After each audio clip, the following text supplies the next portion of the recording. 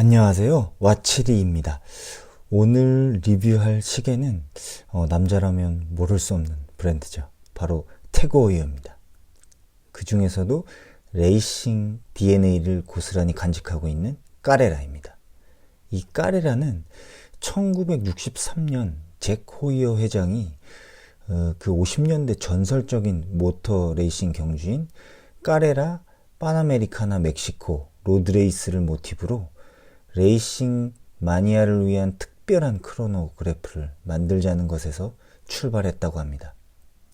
1860년 창립한 태그호이어는 1985년에 쿼츠 파동으로 인해서 위기에 처했었는데요.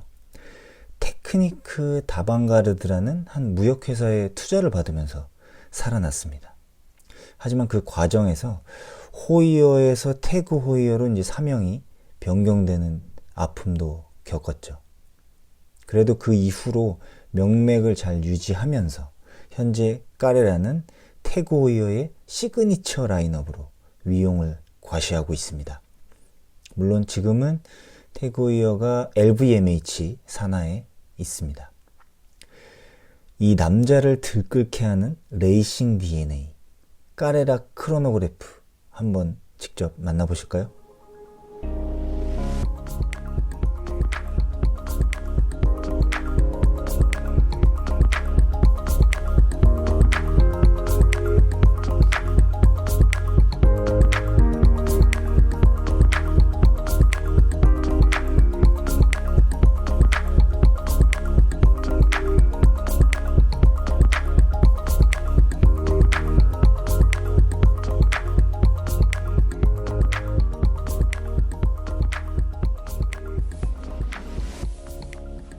박스를 한번 열어보겠습니다.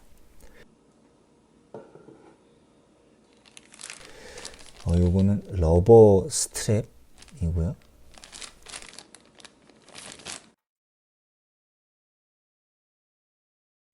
그리고 요거는 브레이슬릿 여분 링크.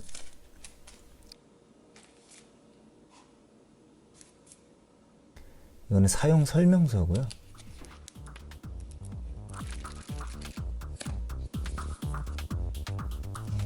뒤에 있는 것은 보증 카드로 보이네요.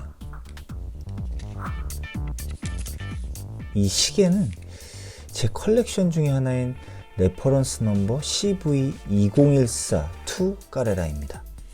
구형이고요. 현재는 호이어 01, 02로도 발전해 있는 상황이죠. 이 제품은 11년식입니다. 어떻게 보면 가장 오랫동안 인기를 끌었던 태그호이어의 크로노그래프 모델입니다. 태그호이어는 크로노그래프 분야에 있어서는 나름 방대한 헤리티지를 보유하고 있는데요. 1900년대 초 최초의 기계식 크로노그래프 손목시계 타이틀을 가지고 론진 그리고 브라이틀링과 함께 경쟁하던 시절도 있었습니다. 그때는 이제 호이어였죠. 당시는 흥미롭게도 롤렉스가 창립한 지 10년이 채 안 된 간난쟁이 시절이었습니다. 물론 아직까지는 론진이 그 1년 차이로 최초의 기계식 크로노그래프 손목시계 타이틀을 가지고 있긴 하지만 어디서 만약에 새로운 자료가 나오기라도 한다면 그 타이틀이 바뀔 수도 있는 그런 상황이긴 합니다. 기본적인 스펙은 이렇습니다.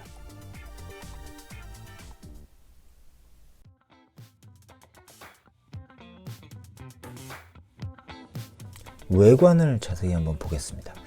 케이스 지름은 41mm이고요.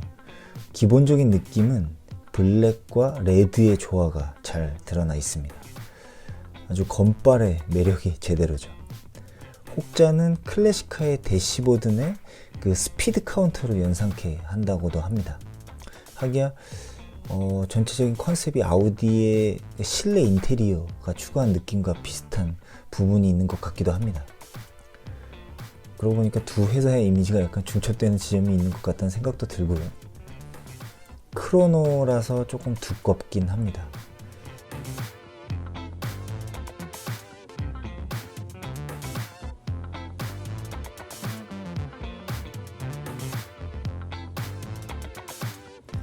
크라운에 태그 호이어 심플 로고가 양각이 되어 있습니다. 나름 꽤 오래된 디자인임에도 아직 세련됨을 유지하는 것 같습니다. 태그 호이어의 까레라 라인업에서 워낙 오랫동안 사랑을 받아왔던 모델이기 때문에 디자인에는 논란의 여지가 없는 것 같습니다. 이 이후에 나왔던 데이데이트 모델부터는 다소 호불호가 갈리기 시작했던 것 같긴 합니다. 이제 아라비아 인덱스 등 좀 굉장히 복잡해졌죠. 다이얼을 자세히 한번 볼까요? 일단 크로노그래프다 보니까 조금 복잡한 느낌이긴 하죠. 기본적으로 무브먼트가 에타 7750임을 알게 해주는 6시, 9시, 12시 방향의 서브 다이얼이 배치되어 있고요. 3시 방향에는 데이트 창과 브랜드 로고가 있습니다. 기본적으로 인덱스는 양각으로 바인덱스 처리되어 있는데요. 깔끔하게 되어 있습니다. 많은 크로노그래프 시계들이 디자인에 욕심을 부리는 측면이 좀 있는데 적당한 선을 좀 지키고 있는 것 같은 느낌입니다. 근데 간혹 크로노그래프 시계를 가지고 계신 분들 중에 작동법을 잘 모르시는 분들이 있는 것 같아서 잠시 좀 설명을 드리고 넘어가겠습니다. 이 시계에 빨간 침 3개가 있죠. 이게 바로 크로노그래프 초침입니다. 이건 크로노그래프가 동작할 때가 아니면 움직이고 있으면 안 됩니다. 초침으로 착각하시는 분들이 있는데요. 9시 방향의 서브 다이얼이 초침입니다. 사실 이 크로노그래프라는 게 실생활에서는 쓸 일이 거의 없어요. 뭐 라면 끓일 때 뭐 정도 말고는요. 크로노는 이렇게 누르면 이제 작동이 되는 거고요. 센터 침이 초, 그리고 12시 서브 다이얼이 분계, 그리고 6시 서브 다이얼이 시계라고 보시면 됩니다. 그런 거 보면 뭐 마라톤 할 때 사용이 가능할 수도 있겠네요. 작동법을 몰라서 이게 계속 작동하게 되면 파워 리저브가 금방 소진되면 물론이고 무브먼트에 부담을 줄 수 있기 때문에 참고하시기 바랍니다. 그리고 제가 또 한 가지 알려드리고 싶은 게 있는데요. 크로노그래프 시계라면 웬만하면 다 있는 이 1시 방향 베젤 부분에 프린팅된 타키미터입니다. 이것도 뭐 쓸 일이 없는데요. 거의 사용법은 그래도 알아서 어디서라도 얘기하실 수 있으면 좋지 않겠습니까? 알려드리겠습니다. 이 베젤에 따라서 숫자가 프린팅되어 있습니다. 출발과 동시에 크로노 작동 버튼을 누릅니다. 내 차가 정지 상태에서 1km 지점을 통과하는 순간 크로노 멈춤 버튼을 누릅니다. 예를 들어서 빨간 이제 센터 크로노 초침이 이렇게 해서 20초 정도에 멈춰 있다라고 한 가정을 해 보죠. 그 바깥쪽 베젤의 숫자 보이시나요? 170 정도로 보입니다. 네, 그 숫자가 바로 내 차가 그 1km 구간에서의 평균 속도가 되는 겁니다. 좀 신기하긴 하죠. 정지 상태에서 출발해서 최초 1km 지점을 통과할 때까지의 평균 속도가 근데 170km면 페라리 정도 되는 차인가요?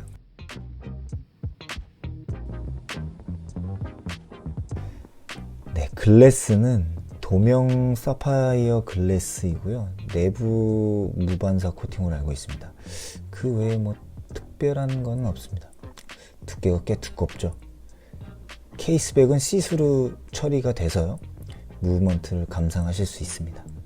케이스의 옆면은 이게 약간 직선적인 처리가 되어 있어서 스포티함을 좀 더해주는 느낌이고요. 네, 브레이슬릿은 무난합니다. 디버클 형식이고요. 전체적인 마감은 나쁘지 않은데 모서리는 다소 날카로운 느낌이 있습니다. 스틸 브레이슬릿이 약간은 정장의 이미지를 줄 수는 있는데 이게 사실 두께가 16mm라서 셔츠 안으로 쏙 들어가지 않는다는 단점이 있습니다. 네, 이런 느낌이네요.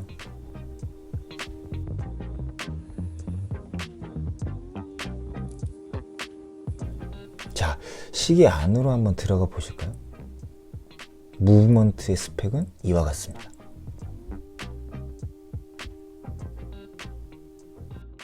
뭐 특별할 것 없는 에타 7750 베이스이고요. 당연히 탑급을 쓰진 않았습니다. 태그오이어에서도 칼리버 16을 만들면서 수정을 딥하게 하진 않았습니다. 그래서 이제 비주얼도 보시면 굉장히 투박하죠. 로터하고 플레이트에 이제 페릴라지나 제네바 스트라이프 코스메틱이 적용되어 있지만 깊이감은 그다지 없습니다. 지금은 굉장히 기본적으로 들어가는 코스메틱 사항들이죠. 뭐 스펙은 에타의 스펙을 그대로 따르고 있고요. 하지만 요즘에는 호이어 시리즈 무브먼트 중에는 COSC 인증을 받는 것들도 있는 것으로 알고 있습니다. 이 7750이 로터 돌리는 재미가 있습니다. 사실 태그오이어의 크로노그래프 무브먼트가 이 칼리버 16 외에도 이제 제니스의 엘프리메로를 가져다 쓴 칼리버 36도 있었고요. 자칭 자사무브라고 이름 짓는 1887 무브먼트가 있었는데요. 이게 사실은 세이코 6S 78 무브 베이스라서 논란이 많았습니다. 처음에 1887을 완전 자사무브인 것처럼 홍보를 하는 바람에 뭐 그래도 이제 1887이 부품의 피니싱이나 파워 리저브 개선 등 손은 어느 정도 많이 됐다고는 하는데요. 개인적으로 오메가의 코엑시얼 8500 수준은 아니라고 생각합니다. 그래도 세이코 6S 이 크로노그래프는 아난타 같은 상위 라인업에 들어간 칼럼 휠 방식의 무브먼트이긴 합니다. 크로노그래프 무브먼트에 대한 이야기는 나중에 제가 별도로 시간을 내서 자세히 설명드리도록 하겠습니다. 자, 여기서 스트랩을 좀 교체해 볼까 하는데요. 요즘 겨울이고 해서 추우니까 러버 스트랩으로 좀 바꿔볼까 합니다. 전에 이제 레이싱 아이덴티티를 좀 더 살려보고자 러버 스트랩을 제가 추가로 구매를 했는데요. 뭐랄까요, 이게 레이싱 DNA답게 러버 스트랩이 약간 레이싱카의 그 타이어를 연상케 하는 부분이 있는 것 같더라고요. 이게 아마 정식 매장에서 구매를 하시면 40만원대 정도 했던 걸로 알고 있습니다. 물론 디버클 포함입니다.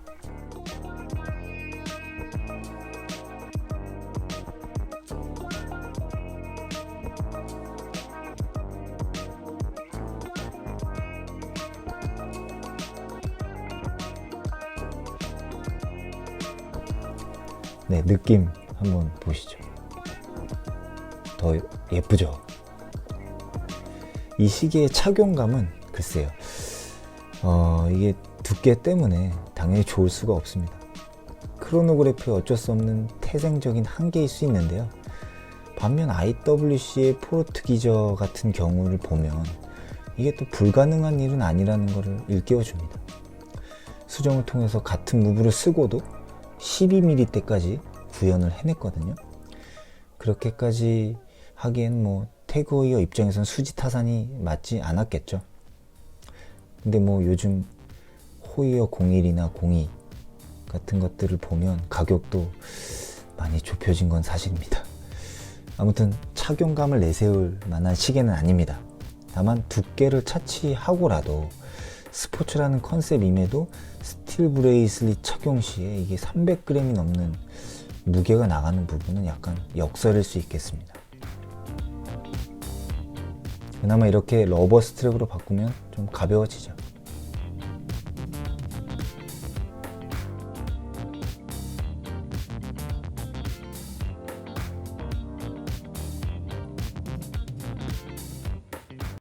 어떠셨나요? 태그오이어 까레라 이미 경험해 보셨나요?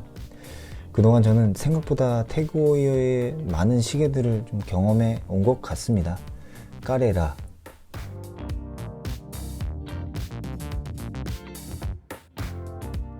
그리고 링크, 심지어 이제 쿼츠인 포뮬러. 저는 이제 아쿠아레이서도 있었는데 사진을 못 찾겠네요. 디자인은 예쁜 게 사실입니다. 지금은 다 정리하고 지금 리뷰하고 있는 이 시계만 가지고 있긴 합니다만,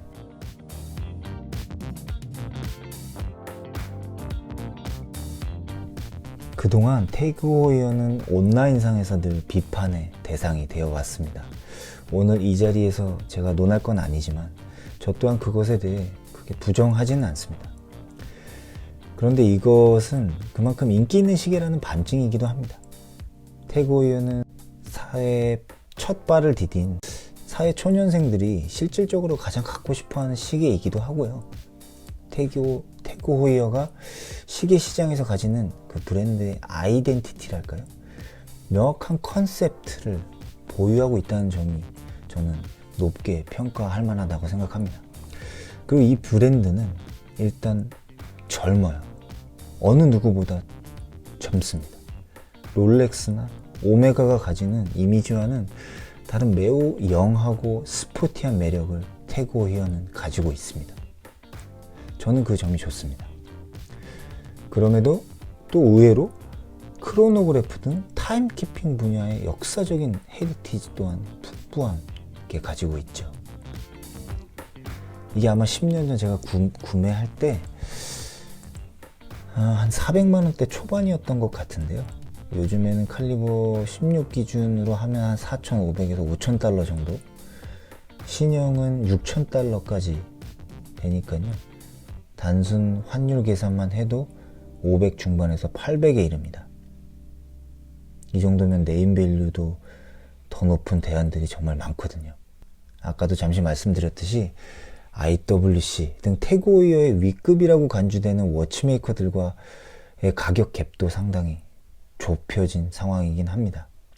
브랜드 아이덴티티나 디자인으로 채워지지 않는 부분들에 대해 앞으로 좀 신경을 더 써줬으면 하는 바람을 해보면서 오늘의 리뷰는 마치도록 하겠습니다. 시청해주셔서 감사합니다.